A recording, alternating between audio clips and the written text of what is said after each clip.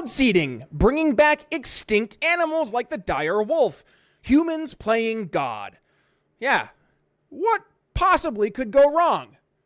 Let's talk about that. Instead of focusing on winning arguments, we're teaching the basic fundamentals of sales and marketing and how we can use them to win in the world of politics, teaching you how to meet people where they're at on the issues they care about. Welcome to The Brian Nichols Show.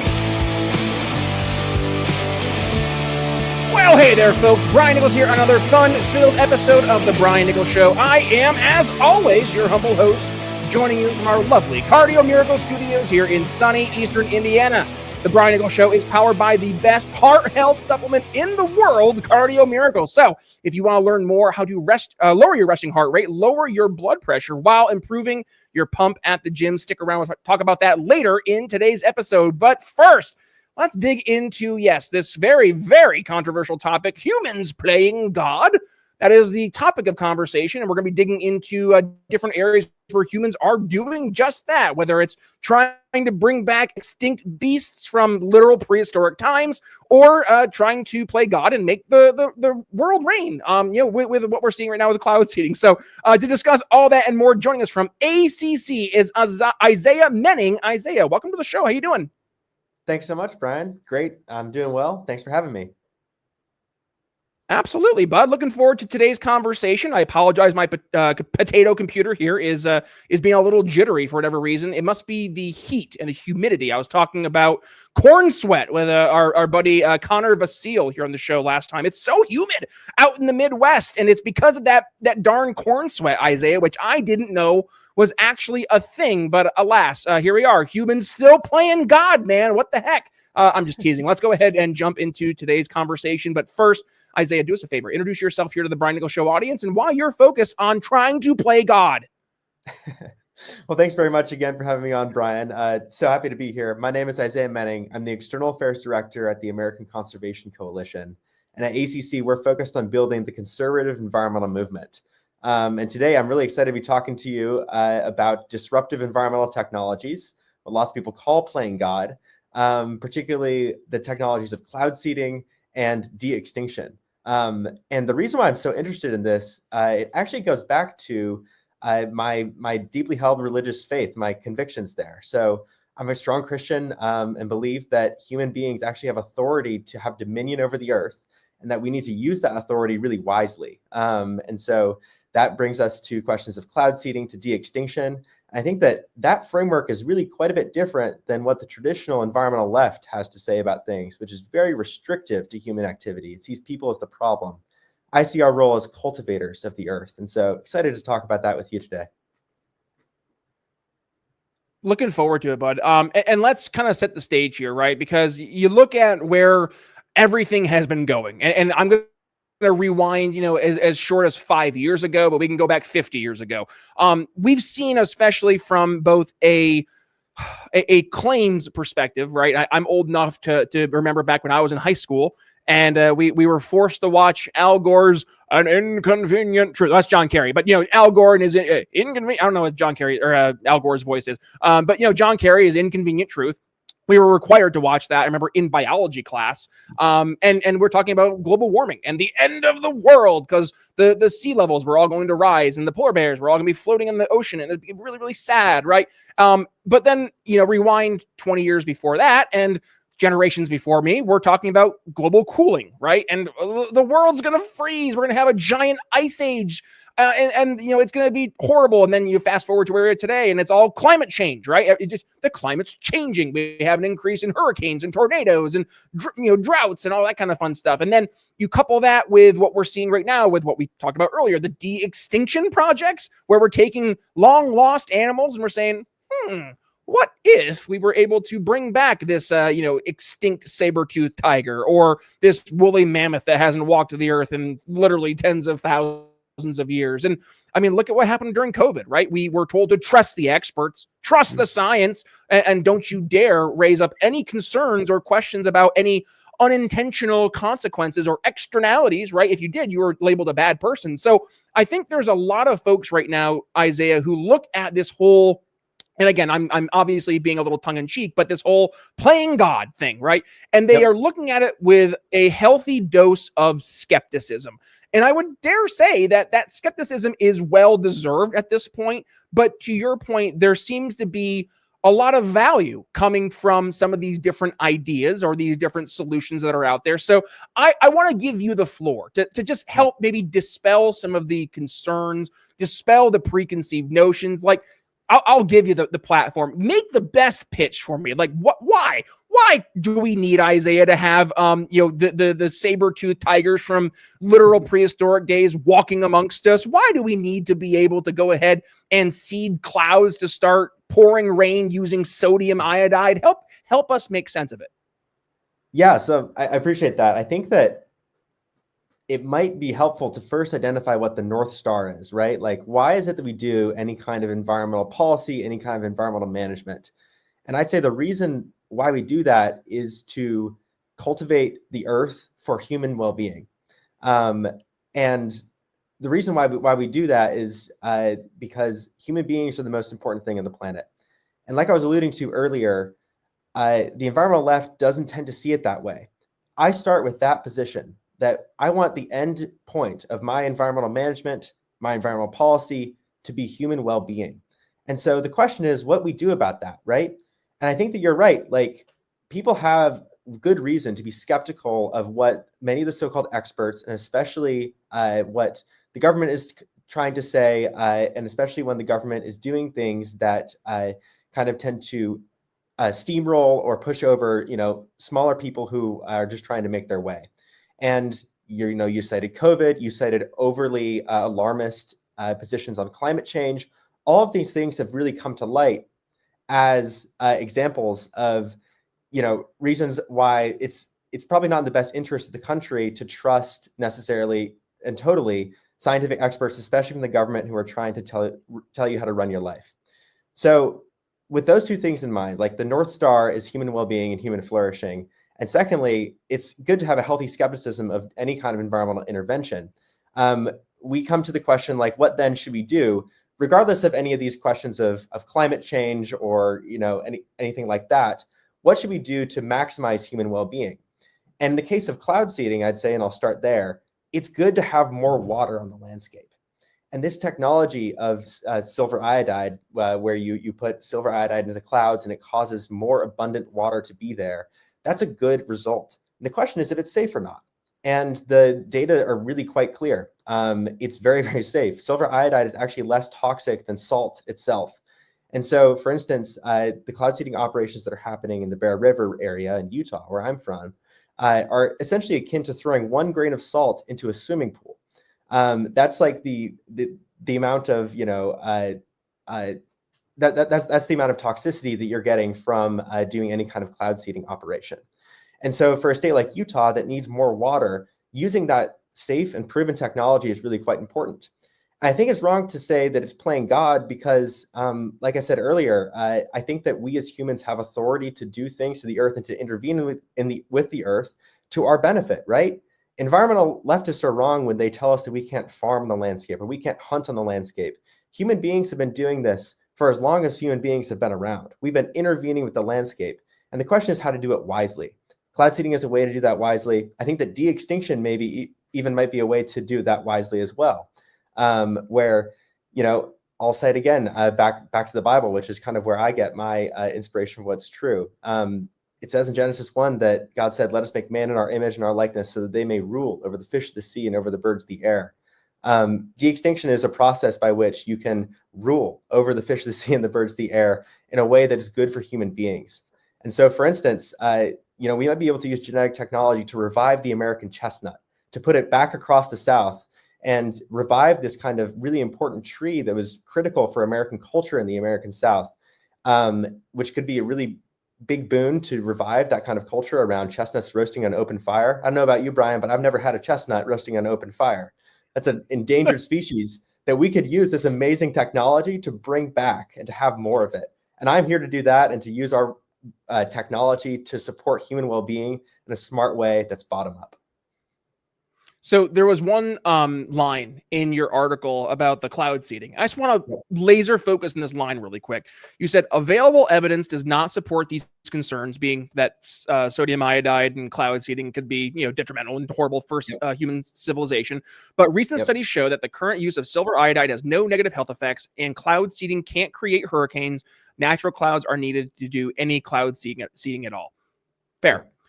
However, my question is, does that not feel like we're potentially dismissing caution prematurely? Because and maybe I'm a little old fuddy-duddy here, but in my experience, the absence of evidence is not evidence of absence, right? Especially when you're dealing with these long-term exposures.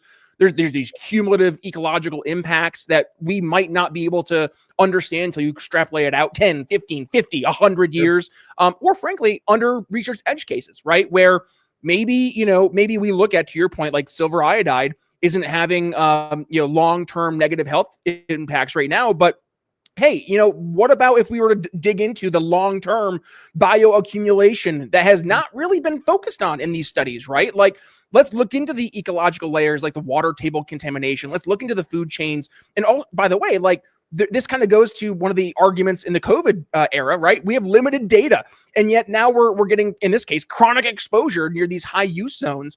And I think there was some animal studies, keep me honest here, but it showed reproductive and organ toxicity relative to higher doses of sodium iodide, also higher doses of silver compounds.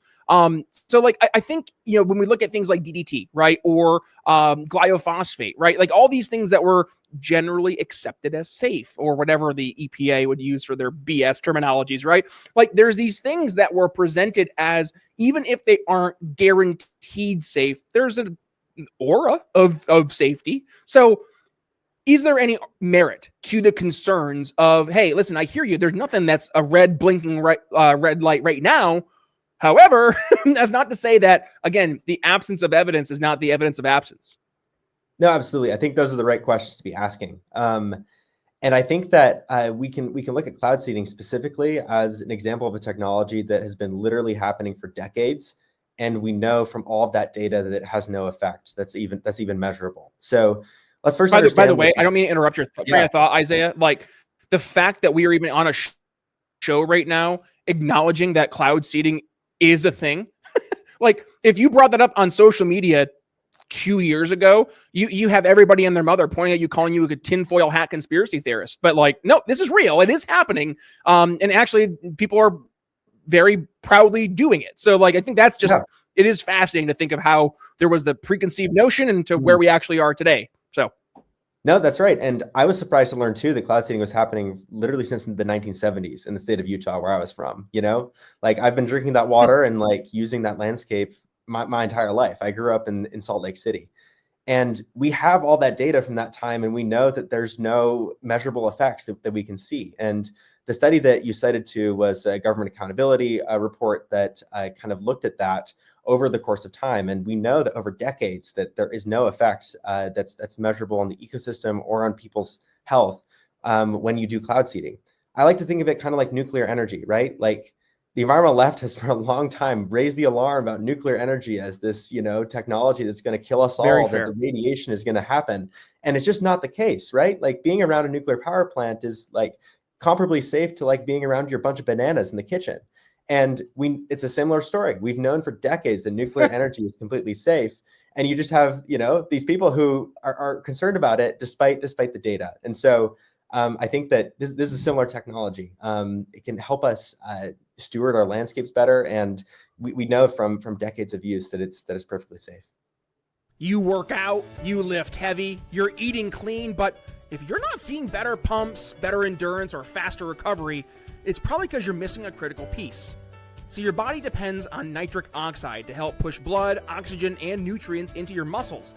And when your NO levels drop off, or if you're not maximizing them, it's like training with the brakes on. Less oxygen, weaker pumps, longer recovery. You're doing the work, but your body simply isn't keeping up. And that's where Cardio Miracle comes in. It's an advanced nitric oxide supplement loaded with L-citrulline, L-arginine, organic beetroot, CoQ10, and no junk. Just pure ingredients that synergistically work to increase blood flow, power your workouts, and accelerate your recovery without stimulants or synthetic BS. So if you want to make sure every set counts, just click the link in the show notes, scan that little QR code over my shoulder, or visit cardiomiracle.com/TBNS to feel the difference. And by the way, when you click that link, your discount will automatically be applied. Just look for Shopping with Brian Nichols at the top of your homepage. One more time, that's cardiomiracle.com/TBNS. And now, let's get back to the show. But is it enough? Right. And I guess that's where the concerns really raise up, because to your point, we've been doing this since the 70s, which, I mean, 50 years, that's a healthy data set. But I mean, there are things we're just uncovering we did 100 years ago that had very real negative ecological and biological impacts. And, you know, it's obviously far too gone to make any corrections. So I guess, what is that fine line, Isaiah? Like, what's that fine line between saying, hey, like, we have the ability to do these things, and there is, in the short term at the very least, right? If we're going to give all the credit where credit can be given, there is a short-term positive. Like, but how do we, I guess, compare and contrast? How do we weigh that relative to the big question marks, the long-term uncertainties? And we're seeing this, by the way, again, going back to the COVID vax, which I'm sorry I keep on doing this, folks, but this is a thing we all literally experience across the freaking planet, right? So we are all now seeing that there are long-term consequences to the COVID vax. I hope I don't get nuked on YouTube anymore for saying that out loud, because it pretty much is like a verifiable fact at this point. So, like, with that being said, is there concern? And if that is the case, like, again, what is that fine line? How do we present this as a hopefully good solution in the short term, while also taking into consideration the big question marks long term? Yeah, it's a good question. And I think that for different technologies, it's different, right? So the US said that we were going to set up the Nuclear Regulatory Commission to regulate nuclear energy when that was expanding. And I think, like, many of us can say that, like, the NRC has gone a little bit too far in how top down and how restrictive they are with, like, regulating nuclear energy. And so it is that fine line. It's finding where we need to be to win the public trust, and to take people's concerns seriously, to make sure that these technologies are used responsibly. And so I'd say that, of course, you know, cloud seeding causes differences in the landscape, right? Like, even if it's just like a little bit more amount of precipitation, it's going to be important that that's done in a smart way. And so smart regulations that allow innovators to, like, really innovate could be something that is appropriate. And, you know, ideally that's happening closest to the level at which it's occurring. And different areas can tailor solutions that's best for them. And so for a state like Utah, where I'm from, cloud seeding has been a really important tool to help mitigate the amount of shrinkage that we've seen in the Great Salt Lake. And so the Great Salt Lake is this big puddle in the middle of Utah. You can think of it that way. It doesn't drain to the ocean at all. And so it's actually accumulated over, you know, thousands of years, huge amounts of toxins actually from the mountains. And if that water goes away, that could wipe out lots of the health benefits that we see in Salt Lake City. You can see huge amounts of arsenic, for instance, that go into the city. And we've seen this actually happen in a place called Owens Lake, California. And so for a state like Utah, cloud seeding is really very critical to make sure that that public health disaster does not happen, while we still can support the things that we love to do, the watering our grass, you know, doing alfalfa production and doing other kinds of agriculture. And so, you know, in a state like Utah, it's going to be really critical to have that available to us. It's going to be really important in other states too, as, you know, we might want to put more rain in one place and you know, to address certain needs there. And so creating water abundance is really quite critical. It's a question of getting it right and at the right level of government in order to regulate that and to win the public trust. You mentioned shrinkage. As a guy, I hope we are all on the same page that shrinkage ain't good. But I digress. Obviously, cloud seeding, Isaiah, is there's a segue. Obviously, cloud seeding, Isaiah, is more of a topic of conversation right now because of what we saw happen down in Texas. The Guadalupe River went from, like, normal water levels to it raised up over, I think it was 23 feet. Was it 23 feet? It was something insane in a 45-minute period, right? And that people are like, what the hell? How did that happen? And then there was a report, and again, keep me honest here, I'm not sure about the validity of this report, but that there was an organization in Texas who had just done some cloud seeding like the couple days before. So, obviously all the internet sleuths put on their tinfoil hats, and I'm obviously saying that in jest, but saying, hey, does A plus B equal C? And that is where I think a lot of folks right now, Isaiah, are just kind of like, dude, like, we have so much stuff going wrong. Like, can we at least try to fix the things that are broken? And I hear you, like, we can walk and chew gum at the same time, but like, this is this related? And if we can't prove it's not, like, is the juice worth the squeeze, right? Sure. I mean, and just first off, like, absolute tragedy that happened in the Texas Hill Country and around like Mystic Hills. It's been really interesting to see, and I think admirable to see the leader of the company who was doing cloud seeding, which is Rainmaker, and the leader is Augustus DeRico, being really transparent about that during the entire time. He was continually saying on Twitter, like, there's no way to connect at all the cloud seeding operations that they were doing around that area, again, 2 and 3 days before it was happening, to the tragedy that occurred. They followed all the meteorological safety requirements that happened and stopped the operations in such a way that it's meteorologically impossible that they affected anything in that area. This is a case in point, though, about getting public trust behind it and not reacting to a tragedy in a way that really impairs our ability in the future to address our needs. So I'd encourage anyone to look up Augustus DeRico on Twitter and see how transparent they've been about their operations and how it is a scientific fact that they could not have affected any of the flooding that happened there. But again, I think to the broader point, it's important to react appropriately to these kinds of situations and these kinds of tragedies, right? Nuclear energy is another example. It's really critical that we make the regulations smart in a way that we can still meet our needs. You had Marjorie Taylor Greene, who put out a bill that was proposing to ban all cloud seeding across the country.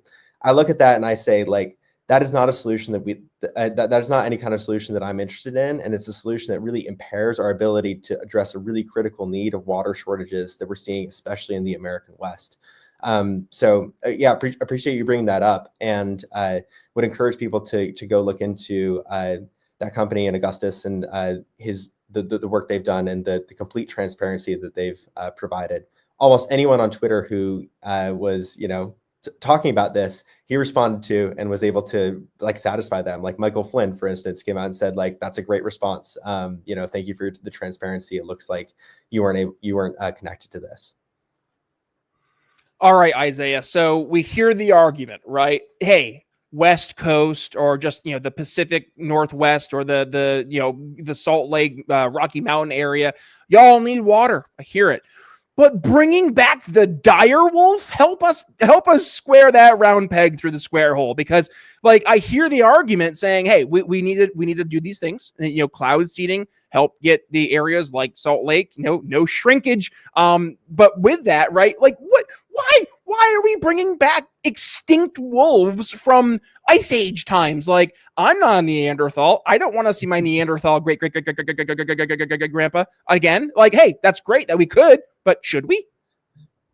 Great question. And I think absolutely not. We should not be applying any of these technologies to human beings in a way that, we'd recreate some kind of Neanderthal. That is something that I think that talk about regulation, that's a good place to start to really restrict our ability to interfere here. Okay. Somehow Palpatine returned. No, exactly. And okay, so to the broader that was a really bad Star Wars reference there, but probably one of the worst movies too of the series, and also one of the worst throwaway lines, but I digress. Continue. So I think to the broader question, is de-extinction a good thing to do, or is messing with nature in a way that kind of brings back the characteristics of extinct species a good thing to do? And I think this is a really interesting question, especially as someone who's interested in conservation itself. And so starting with the question of should we bring back the woolly mammoth? This is a project that the company that brought back the dire wolf is working on right now. I think it's like pretty simple to look at that and to kind of answer that question. So again, what's our North Star? So our North Star is human flourishing. It's how can we enjoy our landscapes and how can we inspire the next generation to take care of their heritage? And what if a mammoth could be a part of that, right? Like that's kind of the question that they're answering. Like, what if we had the ability to take the Asian elephant, to edit it, to make it look and act and be like a mammoth, put it on the North Slope of Alaska, and then America's children could go up there and see mammoths? What an amazing thing that would be. That kind of thing that gets me excited. But there are other benefits too of doing that kind of thing. So there's great evidence that mammoths, for instance, really impacted their landscape and they made it much more productive. And so if you put mammoths back in the landscape, you could have many more musk oxen and caribou and other kinds of animals on that landscape, which would be really good for the people who live in Alaska, for instance. But then there's another point that's really important too. Some people who are interested in the de-extinction conversation are like, that's just a hairy elephant. That's just a big wolf. It's not really like a woolly mammoth or a dire wolf. And I think those kind of objections are fair. And whatever you call it, it's very similar to what the original animal was. But what you also get out of this, and this is the point that I was making in the article, is technology that allows us to conserve existing species that are here today. So I referred to like the American chestnut. This is a species that has nearly gone extinct because of a disease. And what if we could use the technology that they created to make the woolly mammoth and apply that to the American chestnut and disease-proof our chestnuts? This would be like an amazing thing that could be awesome. And there's a similar story actually around the dire wolf. When Colossal Biosciences announced that the dire wolf had been de-extincted, they also announced that they had worked on red wolf conservation. And red wolves are really endangered species of wolf that live in southern Texas and then also in North Carolina. And they found a way actually to clone red wolves in a completely unique way that keeps the current populations of red wolves and red wolf hybrids out in the wild.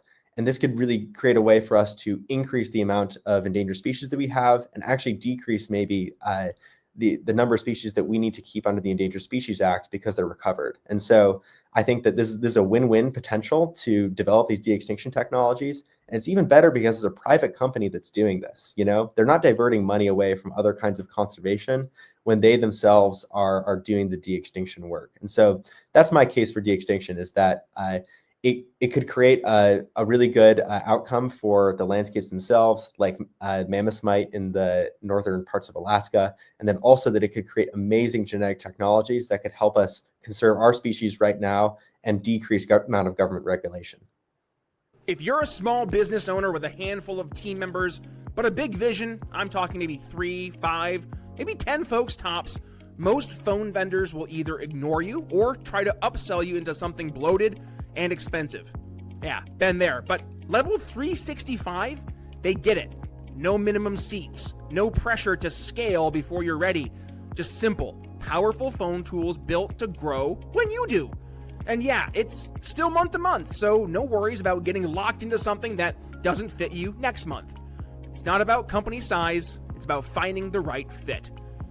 That's what Level 365 nails.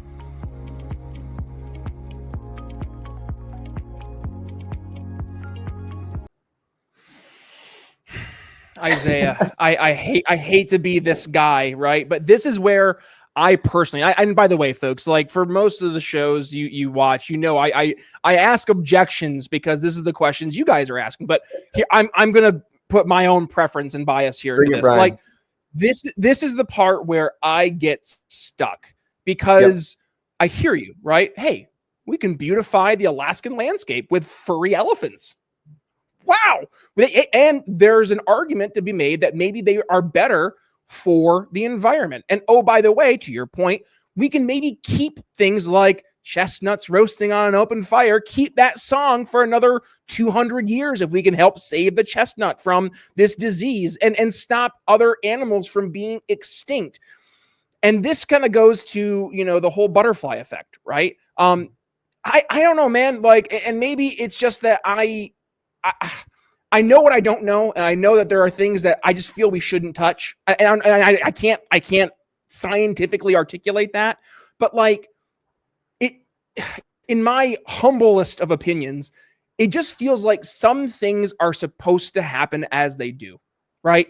And I get very, very, very concerned, especially as a new dad who, my 2-year-old, she's got, God willing, another 100 years on this planet. And with the advancement of technology, as you're telling me, maybe she's going to live to be, 3,000. We'll see. But like, I want to leave this world to be the best it can for her. And Absolutely. going into this whole butterfly effect thing, like if we stop the natural progression of things in the pursuit of something we objectively say is good from our human perspective, but taking out of consideration that sometimes things just happen, right? Yeah. Like the dinosaurs, they all went extinct.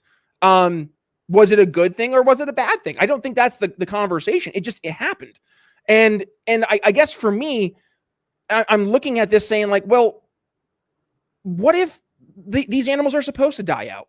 Like, what if the dire wolf and the furry elephant dying out was a part of our ability to flourish? What if again, like there's only so many variables that we can pull that we actually know we're pulling, but behind the scenes, I mean, we might be impacting things that we don't even realize for decades, generations, millennia.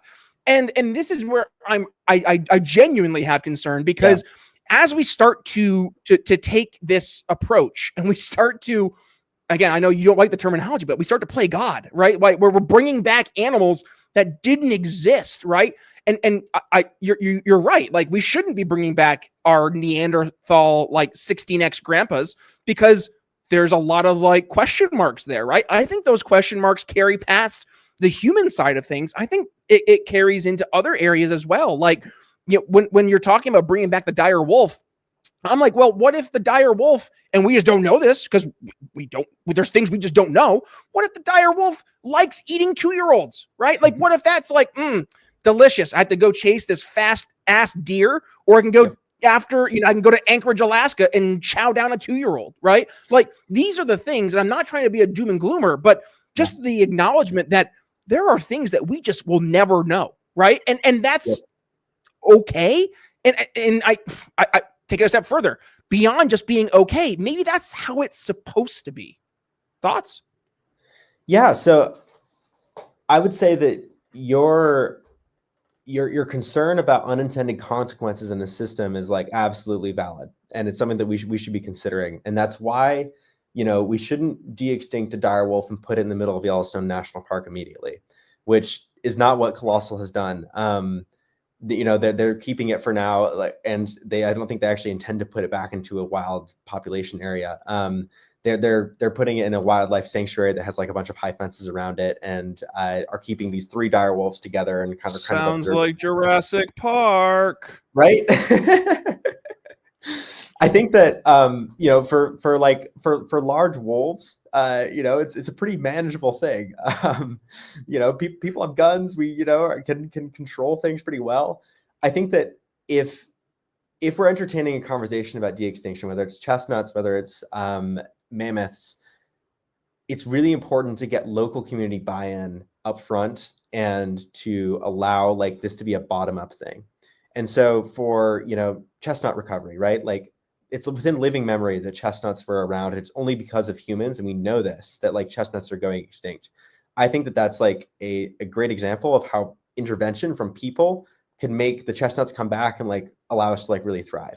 But that would really need, I think, like local buy-in for that to happen. And so if like a state like Tennessee wanted to bring back chestnuts, I'd want them to be putting those chestnuts back in the system. If a Alaska Native group in Alaska wanted mammoths back, I'd want them to be managing that, and for them to have huge buy-in in order to make that happen. And so if you do it in that way, and you're not having a federal government coming in and just like dropping animals willy-nilly, I think that's a much better way to do it, and in a way that accounts for these kinds of concerns, and in a way that would allow it to be experimental. It's a good thing that mammoths and elephants have 36-month gestation cycles. Like there wouldn't be a mammoth population problem. With a big gun, you could take care of a problem if there was anything of concern. And so I think that putting those guidelines in place is really very critical, with that North Star in mind of like, how is this going to maximize human flourishing? How can we do things that are dynamic and that can expand our access to God's creation, in my view. And so I think that those are the kind of questions that we should be asking, and while also doing rigorous like studies of what kind of effect this might have, but also allowing local communities to experiment, because I think that's where the innovation happens, and that's how we get the best outcomes.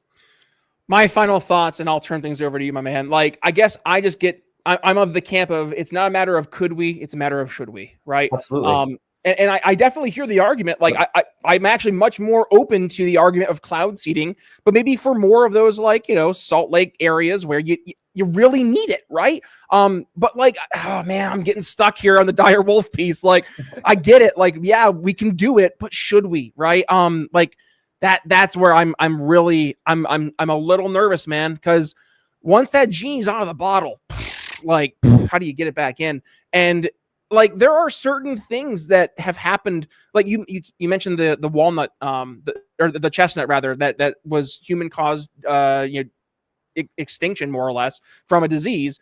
But like, and I know this sounds so stupid to say out loud, but like, what if it's supposed to go away? Like, what if this was God's design to say, hey, like, chestnut, it's gonna fade away, 2025 or so, 2030, no more chestnuts roasting on open fire. Y'all got to use walnuts, right? Like, maybe that was by God's design. And for me as a Christian, I feel, oh man, we're really starting to get into the, it's not a matter of could we, it's should we. And listen, I'm not looking for you to quell my fears today. I'm just more so trying to articulate that I think from our human perspective, we like to think we know a lot and that we can control things. But at the end of the day, we know, pardon my language, we know jack shit. Like, we know quite a bit, we think, but in terms of like the grand scheme of things, how it all kind of comes together, we're missing pieces. And that's just because we can't know everything. We can't control all the variables. And it's the fact that we can't, which has made me over the years much more, I'm not skeptical of anthropogenic climate change as I am of some of the solutions, right? Like some of the solutions that we present, it feels very much like, listen, I hear what you're trying to do, but should we, right? And I guess, for me, as we end this episode, Isaiah, like my call to action for the audience would be like, hey, if you want to get a little dire wolf in your backyard, okay, right? But like, understand, I mean, this is the Peter Parker, Uncle Ben, right? Like, with great power comes great responsibility. Like, if you're going to play God, and you might not agree with that terminology, but I'm the host, so I'm gonna steer the ship. If we're gonna play God, like, y'all better remember the responsibility that comes with playing God. And by the way, the very real negative potential consequences and externalities that might come with this. And I pray everybody's got all the, the different fail safes in order, because I don't want to necessarily look down my street right now and see a saber-toothed tiger walking by, right? So I think that is something as we move forward, as all this is happening. And by the way, I know this is one of those conversations where the audience is like, Brian, you always say control what you can control. You think you're going to control a bunch of scientists trying to bring back, the dire wolf and the furry elephants? No, I get that, but I can at least be vocal and talk about my very real concerns. So I say all that. I hope, as the audience wraps things up today, that they see, I'm not trying to be a doomsayer. I'm not trying to be alarmist, but I am trying to just articulate a very real concern that I've had for many years at this point, especially when it comes to more of the, we must do something type of mentality. But hey, I'll get off my soapbox. Isaiah, bring us home. Final thoughts. And of course, if folks want to tell you why you're so wrong and I'm so right, just kidding, it's going to be the other way around. What would they want to do there? Where are they going to go ahead and find you? Great. I mean, I think that you nailed it on the head with the question. It's not about can we, it's about should we. And I completely agree with that. And I think that the question should be, does this action, this environmental intervention, increase human flourishing? And does it do it in a way that's aligned with our God-given responsibility and authority to cultivate the creation? And so that's kind of the closing thought that I'd leave with your audience, who's generously listened to us. I would ask them actually to, if they're concerned about playing God, read Genesis 1. God says, let us make man in our image and our likeness so that they may rule over the fish of the sea and over the birds of the air. In Genesis 2, it says, God put the man in the garden to work it and to keep it. And so that doesn't eviscerate any kind of concerns that we have about unintended consequences. But what it does do is it sets up the idea that human beings are here to cultivate the earth in a wise way. And so we should be completely transparent about any kind of environmental intervention that's happening. We should implement important safeguards like local management in doing it and smart regulations to make it happen. But ultimately, that should be what our goal is, I think. And as we're concerned about, playing God, we should ask, what has God told us to do? And it's to cultivate the earth. So my encouragement to your audience would be to continue to meditate and think about those things. Read Genesis 1, read Genesis 2, and then look into these exciting technologies that are available that are very powerful and certainly could be misapplied. And let's apply our principles to that in a way that increases human flourishing, that protects human beings too. I think that's really important as well. It's going to be important to not apply any of this genetic technology to people in a really bad way, and to forthrightly look at these next couple decades where all these technologies are going to be available to us and ask, how can we use them in the best way possible? Dude, it feels like we're just getting this close to playing the real life version of BioShock. I don't know, that game might be a little before your time, but I don't know. It's just what it feels like. But Isaiah, do us a favor. Where can folks go ahead, reach out to you again if they want to continue the conversation? Best place to find me is on X. I guess we're still saying formerly known as Twitter, at Isaiah Menning. Just first and last name, ISAIAHMENNING. There you go. Not the long lost Manning brother. I was asking him beforehand. I know. I was like, hey, you got a couple million you could use to support the show, Isaiah. That would be very helpful from the Peyton and Eli fund. And Archie fund for that matter. But apparently that's not the case. No. I'm unfortunately not Peyton Manning's nephew, but I'll let you know if I come across the millions. There you go. All right. Well, hey, folks, if you got some value from today's episode, please do me a favor. Go ahead and give it a share. When you do, tag yours truly at B Nichols Liberty. You can find me on Facebook, on Instagram, and yes, X, formerly known as Twitter. And by the way, speaking of X, formerly known as Twitter and Facebook, we do our live streams of The Brian Nichols Show every Monday, Thursday, and Friday at 9 p.m. Eastern. So make sure you've hit that little notification bell so you don't miss a single time we have a new episode go live. One more time, that's 9 p.m. Eastern. And if you just like to consume your content whenever you want to consume it, that's me. Do it at your leisure. So head over to your favorite podcast catcher, Apple Podcasts, Spotify, YouTube Music, wherever it may be. Hit subscribe to The Brian Nichols Show. We air all of our episodes the same days at 10 p.m. Eastern, so about an hour after the show goes live. And then as for where you can watch the show, YouTube, Rumble, and yes, of course, it will live forever over on X and on Facebook as well. Hit that subscribe button. By the way, we are just shy of 15,000 subscribers over on the Brian Nichols Show YouTube. So my call to action to you, all you amazing members of the audience, go invite at least 2 or 3 friends, right? Just 2 or 3, right? And say, hey, there's this show I listen to. It's the Brian Nichols Show. It's a lot of fun. Has a guy on the show every now and then talking about bringing back woolly mammoths and dire tigers and, trying to save the Salt Lake City from shrinkage. It's all this fun stuff. Go ahead and give it a follow when you do. And by the way, folks, I'm obviously joking here, but I really do appreciate all the love and support we've gotten. Last episode we had, as we're recording here today, peek behind the curtain. This isn't actually live. Oh, I know. I'm sorry. But we had our buddy Connor Vasile in the show. I think we got 17K views over on YouTube within the first 24 hours or so. So you guys are awesome. Thank you for sharing the show. And I guess thank you to the overlords at YouTube for actually giving us a friendly algo for once. It's been a long time. COVID really definitely hurt us there on the algo side of things, but that's a different conversation for a different day.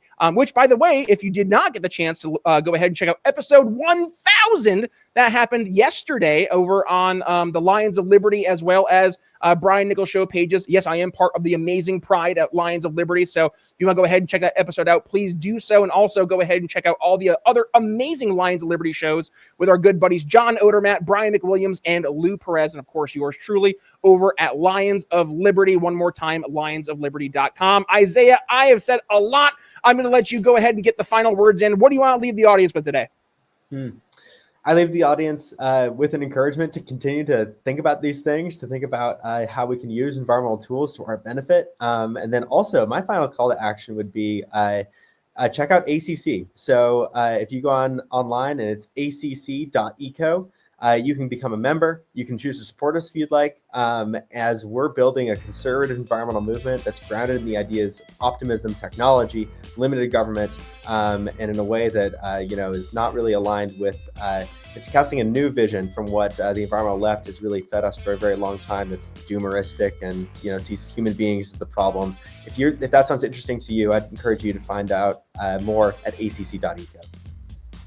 And by the way, the lovely Daniel Franz, she is the wife of our good buddy Caleb Franz. I guess she's Danielle Franz now. That's right. Yeah, not Danielle Butcher like she was. So yeah, go ahead, give them some love. They do some amazing work, and just go ahead and tell her that you heard her good buddy Isaiah here on the Brian Nichols Show when you do. With that being said, thank you for joining us. Brian Nichols signing off here on the Brian Nichols Show for Isaiah Menning from ACC. We'll see you next time. Thanks for listening to the Brian Nichols Show. Find more episodes at briannicholsshow.com.